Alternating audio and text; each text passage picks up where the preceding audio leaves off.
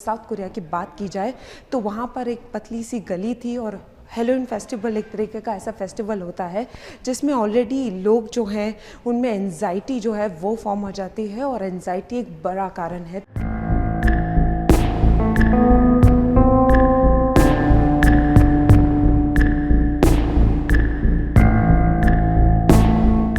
Halloween festival में जिस तरीके से दर्जनों लोगों को एक साथ हार्ट अटैक आया है उससे कई सवाल जो हैं वो खड़े हो गए हैं, क्योंकि आमतौर पर कोविड के बाद से ये देखा गया है कि जो कार्डियक अरेस्ट हैं वो ज़्यादातर लोगों को होने लगे हैं और युवाओं में भी हो रहे हैं। अगर डॉक्टर्स की बात मानी जाए तो डॉक्टर्स का कहना है कि जिस तरीके का लाइफस्टाइल अब लोग जी रहे हैं, स्ट्रेस में रह रहे हैं और ओवर एक्सरसाइज कर रहे हैं फिटनेस फ्रीक होने के चलते, तो ये सारी चीज़ें जो हैं ये एक बहुत बड़ा कारण है। देखिए, जो कि ये समय होता है, इस समय के अंदर जो है लोग बाहर निकलते हैं, ये भूत प्रेतों के कपड़े पहन के जो है पार्टी करने के लिए बाहर निकलते हैं। जो सियोल की जगह थी जहाँ पे ये हादसा हुआ है, वहाँ पे जो है वो 1 लाख लोग करीब जो है वो एक बहुत पतली सी गली में जब गुजर रहे थे, तो वहाँ पे ये हो सकता है कि उस समय पे वहाँ पे जो है थोड़ा सा क्लॉस्ट्रोफोबिक लोगों को फील हुआ हो, वहाँ पे लोगों को कंजेशन फील हुआ हो, वहाँ पे लोगों को एंग्जाइटी फील हुई हो। और पोस्ट कोविड के बाद ये पहला ऐसा मौका था जहाँ पे इतना बड़ा प्रोग्राम, इतनी बड़ी संख्या में लोग जो है जमा हो रहे थे और पार्टी कर रहे थे बाहर।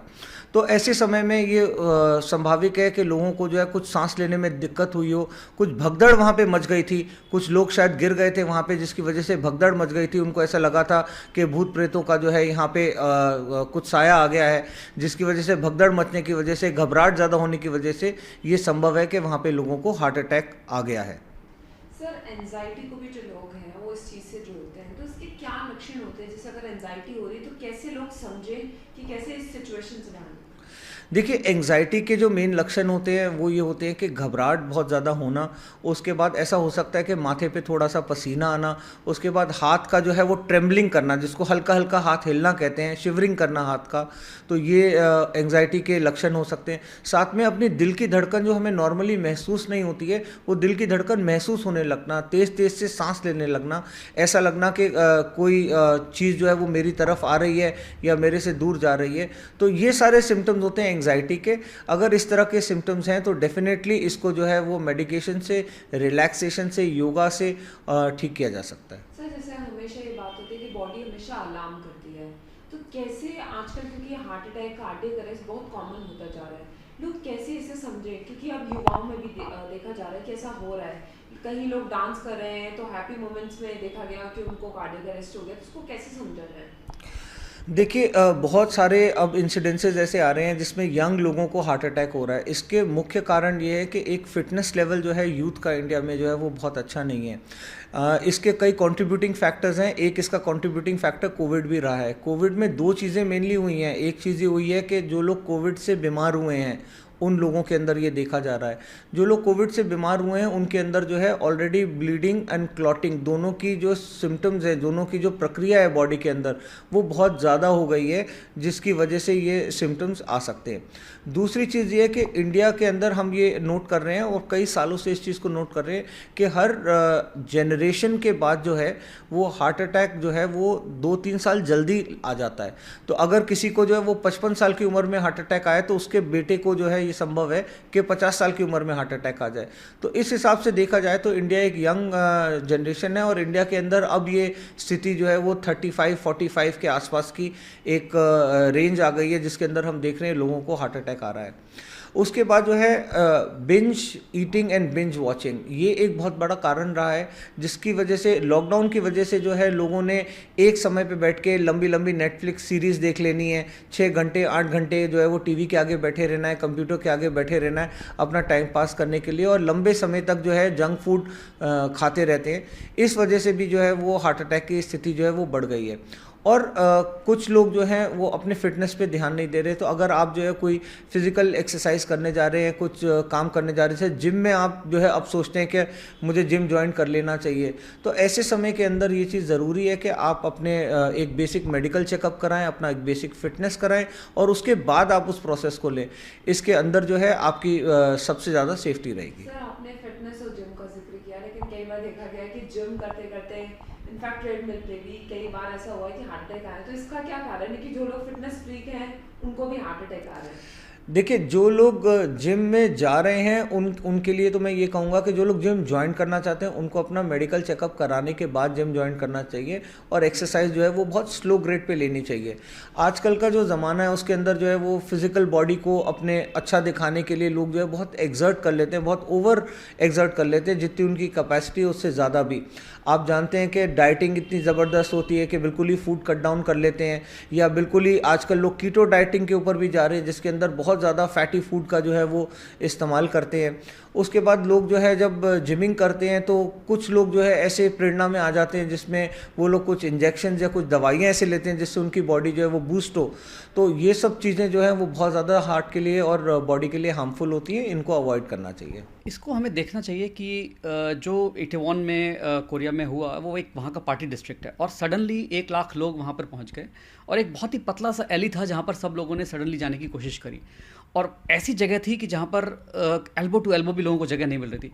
जब ऐसी जगह होती है तो वहाँ पर स्टैम्पीड हुआ, एक लोगों को सफोकेशन महसूस हुआ, और उसके बाद में लोगों ने वहाँ से बाहर निकलने की कोशिश करी। अनफॉर्चुनेटली वहाँ से बाहर निकलने का कोई रास्ता नहीं था, जिसकी वजह से काफ़ी लोग तो दब गए, लेकिन बहुत सारे लोगों को इसके अलावा सडन अरेस्ट हो गया, जो कि घबराहट की वजह से, पैनिक की वजह से हुआ, और उनको फिर देखा गया कि बाद में रेस्ट्रेट भी करने की कोशिश की जा रही है, सड़क पे ही लोगों को CPR भी दिया गया।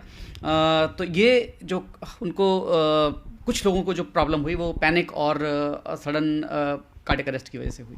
सर, अगर हम साउथ कोरिया के इंसिडेंट को 1 मिनट के लिए हटाएं भी तो इससे कई सवाल उठ जाते हैं कि हमने नॉर्मली देखा है कि लोग अगर जिम में हैं या डांस कर रहे हैं, कोई व्यक्ति हंस रहा है, उसके बाद भी कार्डियक अरेस्ट हो रहा है। ये कार्डियक अरेस्ट बहुत ज़्यादा युवाओं में भी देखे जा रहे हैं और ऐसी स्थिति में हो रहे हैं, तो इसका क्या मुख्य कारण है कि ये क्यों बढ़ते जा रहे हैं? कोई हैप्पी लाइफस्टाइल जी रहा है उसके बावजूद ही ये हो रहा है, ऐसा क्यों?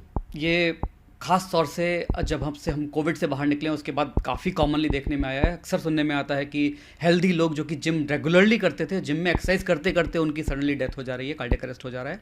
और इसका सबसे कॉमन कारण ये है कि कोविड की वजह से या हमारे आजकल की स्ट्रेस की वजह से जो हमने इतना कोविड के टाइम में झेला है, बॉडी के अंदर एक प्रो इन्फ्लेमेटरी स्टेज बन गई है, जिससे कि बॉडी के अंदर थोड़े बहुत भी छोटे मोटे प्लाक्स होते हैं जिनमें कि सडन रप्चर होकर के हार्ट अटैक होने के चांसेस बन जाते हैं और सडनली पेशेंट की डेथ हो जाती है। दूसरी वजह ये रही है कि इस बीच में हम लोगों ने अपने कार्डियक चेकअप्स नहीं कराए थे और हमने सडनली जिम करना और एक्सरसाइज करना शुरू कर दिया, जो कि हम पहले नहीं कर पा रहे थे, और उसकी वजह से भी जो हमारे अंदर मौजूदा प्रॉब्लम्स थी हार्ट की, वो फ्लेयर अप हो जाती हैं जब हम सडनली एक्सरसाइज करते हैं। और सडन एक्सरसाइज और स्ट्रेस एक बहुत कॉमन कारण है सडन अरेस्ट का। सर, क्या प्रिकॉशंस लेने चाहिए, क्या चीज़ें हैं जो अवॉइड करनी चाहिए? स्मोकिंग, अल्कोहल, क्या कुछ आप दर्शकों को बताना चाहिए? तो ये बहुत इंपॉर्टेंट बात है कि कैसे हम इस कार्डियक अरेस्ट को अवॉइड कर सकते हैं, खास तौर से यंग लोग। ये अनएक्सपेक्टेड है, क्योंकि लोगों को उम्मीद भी नहीं होती थी कि उनके साथ हार्ट की प्रॉब्लम हो सकती है। इसलिए बहुत ज़रूरी है कि अपना लाइफस्टाइल हेल्दी करें। ओवर एक्सरसाइज और अंडर एक्सरसाइज दोनों ही खतरनाक हैं। ओवर एक्सरसाइज का मतलब ये है कि अगर मैं बहुत हैवी वेट लिफ्टिंग कर रहा हूँ, अगर मैं ओवर ट्रेडमिल कर रहा हूँ, बहुत तेज़ स्पीड से दौड़ रहा हूँ, जो कि मेरी आदत नहीं है, वो भी डेंजरस है। ये रिकमेंडेशन है कि अगर आप एक्सरसाइज शुरू कर रहे हैं तो उसके पहले एक अपना जनरल चेकअप करा लें, जिससे कि पता लग सके कि बॉडी इतनी स्ट्रेस ले सकती है या नहीं। और दूसरी इंपॉर्टेंट बात यह है कि अगर हम अपने खान पीन का ध्यान रखेंगे, बहुत इंपॉर्टेंट है कि हम अपना रेगुलर रेस्ट करें और उसके बाद ही एक्सरसाइज करें। उसके अलावा अपना हेल्दी फूड लें जिसमें कि शुगर और तेल का प्रयोग ना के बराबर करें। ये सब चीज़ें बहुत इंपॉर्टेंट है जिससे कि हम हार्ट अटैक से बच सकते हैं। स्मोकिंग एंड अल्कोहल कितना dangerous? Smoking is absolutely no. किसी भी फॉर्म में टोबैको का कंजम्पशन बिल्कुल नहीं करना चाहिए। अल्कोहल के बारे में ये कह सकते हैं कि अगर हम मॉडरेशन में अल्कोहल लेते हैं, विच मीन्स कि हम 2 small pack in a week लेते हैं, तो that's not a big problem. लेकिन फिर भी smoking and tobacco should be avoided. Halloween festival एक तरीके का ऐसा फेस्टिवल होता है जिसमें ऑलरेडी लोग जो हैं उनमें एंजाइटी जो है वो फॉर्म हो जाती है, और एंजाइटी एक बड़ा कारण है। तो अगर आपको एंजाइटी हो रही है या आपको कभी भी लग रहा है कि आपकी हार्ट बीट जो है वो ज़्यादा तेज़ हो गई और आपको ज़्यादा घबराहट होने लगी है, तो इसको नज़रअंदाज नहीं करना चाहिए और अपने लाइफस्टाइल, अपने खान पान और स्मोकिंग और अल्कोहल का कंजप्शन ना के बराबर कर देना चाहिए, क्योंकि जिस तरीके का लाइफस्टाइल अभी जिया जा रहा है उसी के चलते युवाओं में भी जो है वो कार्डियक अरेस्ट जो है वो बढ़ता जा रहा है। और कोविड के बाद ये देखा गया है कि जिस तरीके से लोगों ने अपने लाइफस्टाइल को बदला है, उसके बाद से ये बीमारी जो है वो एक चिंता का विषय बनती जा रही है। तो कैमरामैन बीनू के साथ फराह खान, न्यूज़ 18 दिल्ली।